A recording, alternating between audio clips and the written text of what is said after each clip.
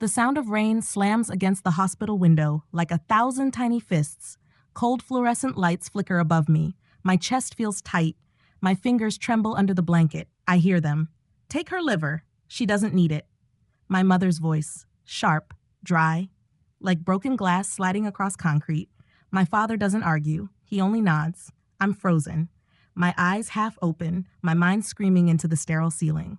My name is Claire Thompson. I'm 26, a research assistant at a biotech lab in downtown Seattle. Or, I was. Now I'm just a warm body in room 708 labeled donor candidate on a thin file outside the door. My brother, Ethan, the golden boy, the future of this family, he needs a transplant. They chose him over me. Why wouldn't they?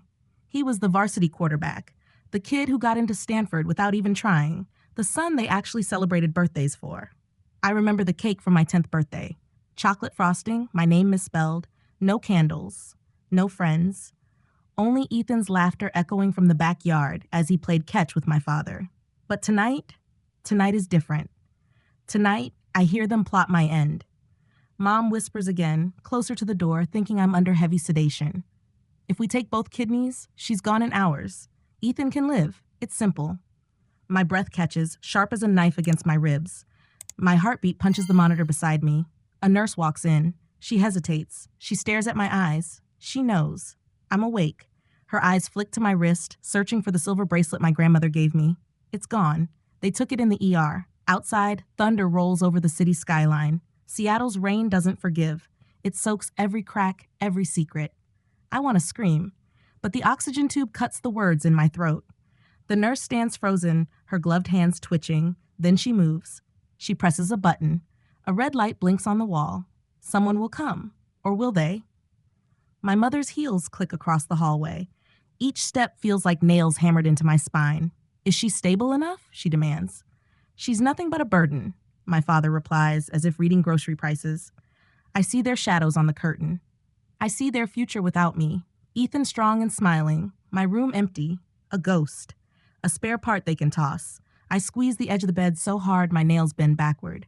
The beeping accelerates. A young doctor rushes in, startled, whispers to the nurse. She whispers back, her eyes darting to me. I hold his gaze for a split second. He knows. But what would he do? What would anyone do against parents who believe love is a transaction? I taste metal in my mouth. I taste betrayal, sharp and dry. Somewhere deep, a question rises like bile. How did I become so disposable? Outside, rain slashes the glass harder. I count each droplet. I count each second they steal from me. Suddenly, a hand touches my shoulder. Cold. Heavy. My mother. She leans close, her perfume like rotting lilies. You should be grateful, she hisses. Your brother deserves this chance. I stare at her. Not as a mother, not as a woman, but as a stranger holding a knife to my spirit. I don't blink. I don't look away. A spark ignites in my chest. A promise. If I make it out alive, they will never own me again. And somewhere between the thunder and the echo of my own heart, I feel it. The first breath of rebellion. The first taste of freedom I never knew I had. But how do I escape a family willing to butcher their own daughter? How far can a girl with no money, no allies, and half a liver run? I hear footsteps returning. I hear the final decisions being made. My pulse drums like war beneath my skin. I have seconds. Seconds to choose, vanish or vanish forever. Would you run if your own blood demanded your organs? Would you stay and die obediently? I didn't know the answer that night, but I knew one thing. The rain outside was waiting for me, and maybe, just maybe, I could learn to breathe again. They say memories are just chemical echoes, faint sparks in a maze of neurons, nothing more. But tonight, every echo is a blade slicing into my ribs. I'm 14 again. I'm sitting on the curb outside Jefferson Middle School, the last kid left waiting for a ride that never comes. Ethan had a basketball game. My father? He was courtside, yelling at the ref. My mother? Probably getting her nails done, humming some old Fleetwood Mac song she never let me sing along to. I remember the cold, Seattle spring, biting wind gnawing at my ears. A coach finally walks out, face tight with pity, asks if I need help. I shake my head. I always lied. Dad's just around the corner, I said. But the corner stayed empty. That night I walked 2 miles home, shivering, shoes soaked. When I opened the door, they didn't even look up. Ethan's trophy gleamed on the dining table, stealing all the light. I think of my grandmother's bracelet. Silver, delicate, engraved with a tiny wave pattern. She gave it to me on her last day alive, her voice soft and cracking. "This is for your storms, Claire, when the world tries to drown you." She smelled of garden soil and lavender soap, the only human warmth I ever believed in. When she died, I learned quickly, warmth is conditional. And now? Now that bracelet is gone, ripped off in some ER rush, maybe already melted into scrap. Another piece of me they stole without asking. I hear the hallway door swing open again. A nurse, young, red curls tucked under her cap. She hesitates, eyes searching for mine. I don't move. Her eyes flick down to the chart, then dart back to my face. We share a second, a single fragile thread of humanity. She steps closer, voice barely a whisper. "You don't deserve this." Her eyes fill, lips trembling, but she vanishes before I can hold that look. Before I can ask the question screaming inside me, will anyone ever stand up for me? In the dark, the beeping of the heart monitor sounds like a ticking bomb. Each spike, a countdown to the next betrayal. My mind drifts back to high school. Prom night. I waited in the living room in a navy dress I bought secondhand. My mother forgot to pick up my boutonniere. She promised. She always promised. Ethan burst through the door with his date, drunk and laughing. My father helped him to his room, telling him what a champ he was. I slipped out the back, dress dragging in wet grass, mascara melting into my chin. That night, I ended up at a 24-hour diner, eating pancakes alone under humming neon lights. I remember the taste, sweet, synthetic, a little like hope left too long on a shelf. What kind of family forgets a daughter's existence that easily? What kind of parents train you to believe you are only worthy when silent? My breath stutters.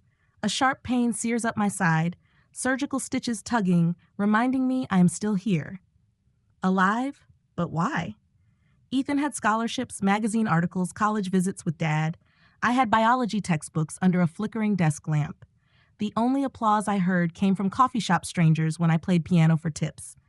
I want to scream these memories into the hallway. I want the walls to remember me when they scrub this room clean. But all I have is this silent war inside my chest. A war I'm not sure I can win alone. I clench my jaw. The salt of old tears still lines my tongue. How many more pieces will they carve away before I vanish? A new question claws at my mind. What would happen if I chose to fight back? If I refused to be the quiet lamb on the altar? Outside, lightning fractures the sky. For a moment, I see my reflection in the window, gaunt, wild-eyed, but burning. Is that girl me? Or just a ghost in waiting? Thunder rolls, heavy as a judge's gavel. I feel my heartbeat shift, the faintest quiver of defiance crawling into my veins. It scares me. But it also feels right. Would Grandma be proud? Would she want me to stand up, even if it meant breaking everything? I let the question hang there, unanswered. A cold breath fogs the window as I exhale. The storm rages on, but somewhere in that chaos, a seed of resolve is growing. I know one thing tonight. I won't let them write my ending. Not yet. Not while I still have blood to spill on my own terms. My feet touch the linoleum floor before my mind catches up. Cold. Slippery. I wrap my fingers around the IV pole, every muscle screaming as I swing my legs over the edge. A nurse's shout slices the hallway behind me. I don't look back. The hallway blurs. Left turn, right turn. All I know is forward. The elevator feels like a coffin when the doors finally close. I press every button, praying no one hears the alarm in my chest. Blood drips down my gown, smearing across my palm as I grip the railing. When the doors open to the lobby, I run. Shoeless, shivering. Rain hammers my skin, each drop a tiny knife, each gust of wind a reminder. I am not supposed to exist out here. I disappear into the city like ink spilled on concrete, a blur under streetlights, past strangers with umbrellas and headphones, past steaming sewer grates that glow like gateways to another world. Seattle's night feels endless. I find refuge at an all-night bus station. A fluorescent hum. Plastic chairs still warm from the last lost soul. I curl into a corner, arms wrapped around my ribs. My stitches scream. My stomach gurgles with emptiness. My mind races. Did they call the police? Are they hunting me now? A janitor sweeps past, eyeing me with a practiced indifference. He's seen enough ghosts to stop asking questions. I learn to disappear under his mop strokes, to fold myself into the cracks of the world. Hours pass like dripping faucets. I watch the sun begin to rise behind the dirty glass doors, smudged with fingerprints and rain. A new day, A chance. But where do I go?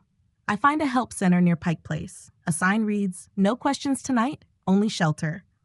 I push through the heavy door, my gown heavy with rain. A woman in a Seahawks sweatshirt looks up, her eyes widen. She doesn't ask. She hands me a blanket, a dry t-shirt, and a paper cup of watery coffee. I sip, hands trembling. The warmth trickles down my throat, and I feel something shift. The first gentle touch in years. That night, I sleep on a cot under buzzing exit signs. I dream of Grandma's voice. I dream of the bracelet, of waves crashing against my ankles, of laughter I never truly heard. Days blur. I scrub plates at a diner in Capitol Hill. I mop bookstore aisles at midnight. I hide in library corners, reading medical ethics and case studies on forced organ donations. Each page makes me angrier. Each shift stitches another patch onto my ragged sense of self. I collect paychecks like relics, crumpled, greasy. I hide them under a mattress in a shared shelter room. Every dollar is a breath of defiance. I teach myself to blend. I learn to smile just enough to avoid questions. I learn which bus stops to stand at when I want to vanish among the morning commuters. Some nights, I walk down to the docks and watch cargo ships slide into the fog. I imagine climbing aboard, sailing away to a place where no one knows the name Claire Thompson, a place where no one knows my scars or my family's cruelty. But every time I consider running further, a voice inside me whispers, "You're not done here." 3 months later, I rent a tiny room in the basement of an old house near Ballard. Mold creeps along the window frames. The heater clicks like a ticking bomb. But it's mine. I push a mattress against the wall, string fairy lights overhead, and call it home.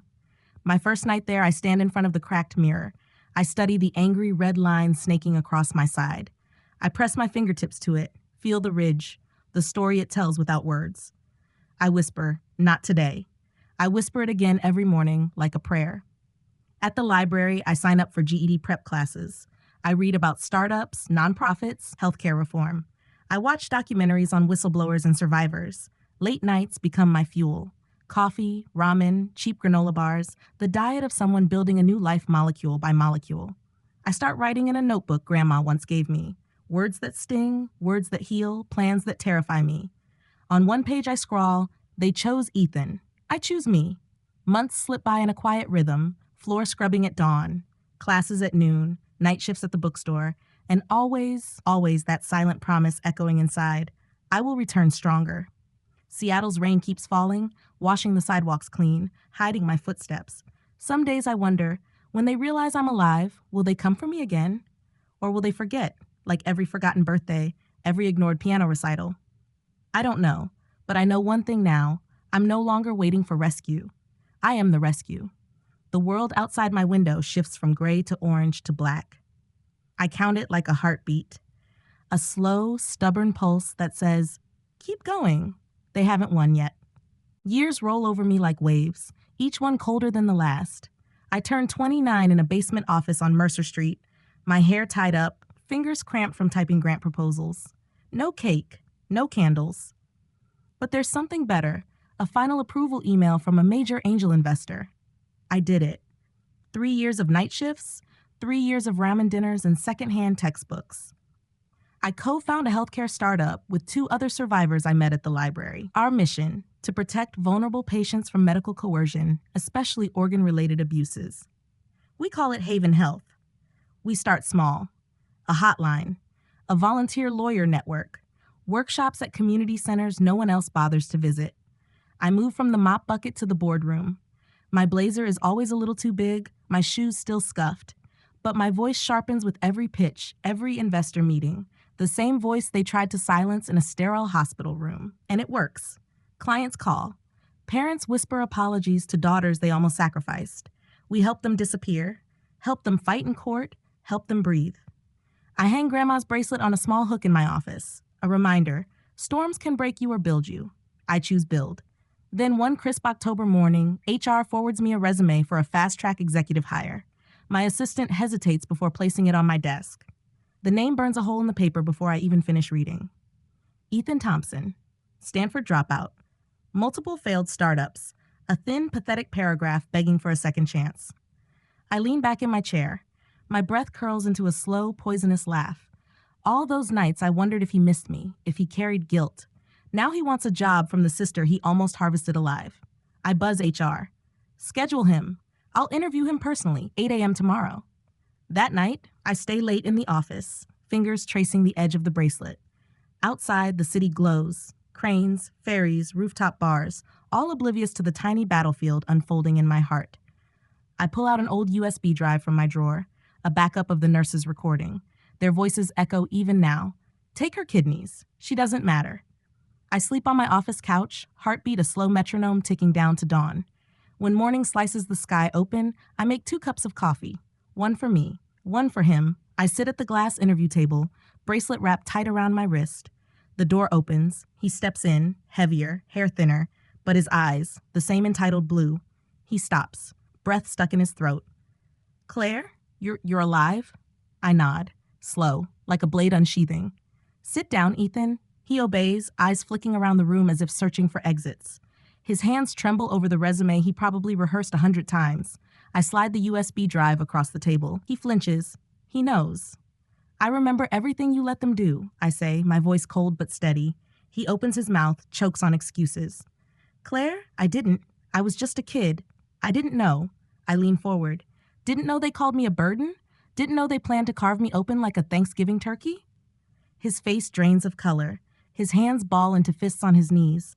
For a split second, I see the brother I once wished I had, the kid who could have been my friend. But that boy died the day they chose him over me. I push my chair back and stand. This company exists to protect the vulnerable from predators like you. You will never work here. You will never work anywhere we can reach. He stands too fast, bumping into the table, eyes wild. Please, I have nothing left. They're broke. They need me to. I step closer, close enough to smell the cheap cologne he borrowed to impress me. You had a choice. You all did. I pause, let the silence scrape his bones. And now you can live with it. He staggers backward, eyes darting one last time to my wrist, the silver bracelet catching the morning light. Then he turns and bolts out, the glass door closing like a final verdict. I breathe in. The air tastes electric, sharp. I feel my heartbeat in every fingertip, every strand of hair. I watch the city skyline blink to life. This is what freedom feels like. Not soft, not forgiving, but mine. I slide the USB drive back into my pocket. I think of all the patients we've saved, the young girls who ran before it was too late, the mothers who finally chose themselves. I think of Grandma's garden, of lavender and damp soil. I hear her voice, "Good storm, my girl. Ride it." My phone buzzes, a new client, a new life to protect. I close my eyes, press my palm to the glass, and whisper to the city below. We're not done yet. The letter slides into my mailbox on a gray Monday morning, no return address, but the handwriting slices open a scar I thought had scabbed over, slanted loops, a rushed, desperate tilt. My mother's hand. I stand in the lobby under flickering fluorescent lights, thumb brushing the edge of the envelope. For a moment, I imagine throwing it into the trash, walking upstairs, making coffee, forgetting they ever existed. But something in me, that quiet storm Grandma planted, whispers, "Rid it." I tear it open. The words spill across the page like blood from a fresh cut. We're losing the house. Ethan can't find work. We need help. You're still our daughter. Family takes care of family. My breath catches. 1,000 images rush back. Mom's perfume like rotting lilies. Dad's hollow eyes above my hospital bed. Ethan's laugh echoing through my empty birthdays. I press the letter against my chest. The paper crumples under my fingers, each crease a pulse of old wounds. I want to scream. I want to laugh. I want to set the whole world on fire. Instead, I walk upstairs. I boil water. I watch the steam rise and vanish. I pour slowly, the mug warming my palm. The city outside shivers under November drizzle. I sit at my tiny kitchen table, a scarred oak thing I rescued from a Goodwill pile. I pull out Grandma's old notebook, the same one where I once wrote, they chose Ethan, I choose me. I tear out a blank page. My pen hovers, shakes, then lands. I was your daughter when I lay dying. You chose him. Live with it. I read it once, twice. The words hum with finality. I fold the page neatly, slide it into an envelope without a return address. My thumb seals it like closing a wound. The next morning, I drop it into a blue USPS box on the corner. The metal clang echoes up my spine. I breathe in the cold air, feel it bite my lungs, and smile. For the first time in years, it feels clean. Later that day, I stand on the balcony overlooking Commencement Bay. Gulls circle below, slicing the air with wild, hungry calls. Waves slap the docks, impatient, relentless. I whisper to the wind, it's over. I let that truth crawl into my bones, replace the old rot with steel. I sip my coffee.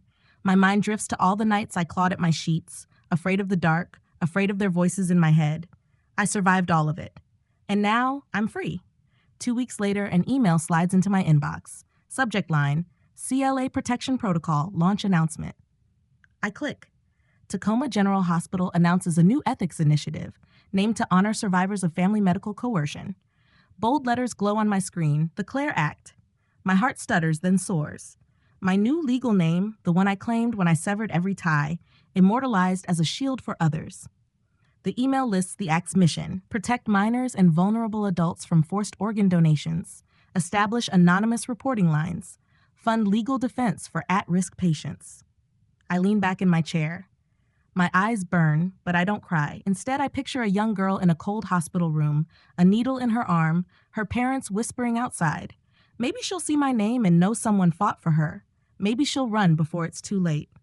That night, I walk the waterfront. Seattle's lights shimmer on the waves like scattered stars. I slip Grandma's bracelet off my wrist, feel the cool metal against my palm. I whisper, "Thank you for the storms." I don't throw it away. I don't bury it. I slide it back on, tight. A badge, a scar, a promise. As I turn toward the city, I pass the bookstore where I once mopped floors, the alley where I counted coins in the rain, the library where I found the first whisper of rebellion. Every step is a stitch, sewing together the girl they tried to erase and the woman I became. In my apartment, I set down my keys and open my laptop. I draft a newsletter for Haven Health, a new patient story, an upcoming fundraising gala, a quiet thank you to the survivors who believed in us before anyone else did. Before I close the document, I type one last line: choose yourself, every time. I pause. Outside, a car horn slices through the evening, a dog barks down the block, someone laughs into a phone on the sidewalk. Life moves. It always does. I step onto my balcony again, the night wrapping around me like an old coat. The bay breathes below, a slow inhale and exhale. I feel my own lungs match its rhythm. They thought they ended my story in that hospital room. They thought they owned my chapters. But I wrote new pages. I wrote until the ink bled into my skin and turned into armor. I close my eyes, tilt my head to the stars hidden behind Seattle's clouds. A single sentence pulses in my chest. This is just the beginning. I smile, soft but unbreakable. Tomorrow, there will be more storms, more broken people to guide, more wars to wage with kindness and steel. But tonight, I win. Tonight, I live.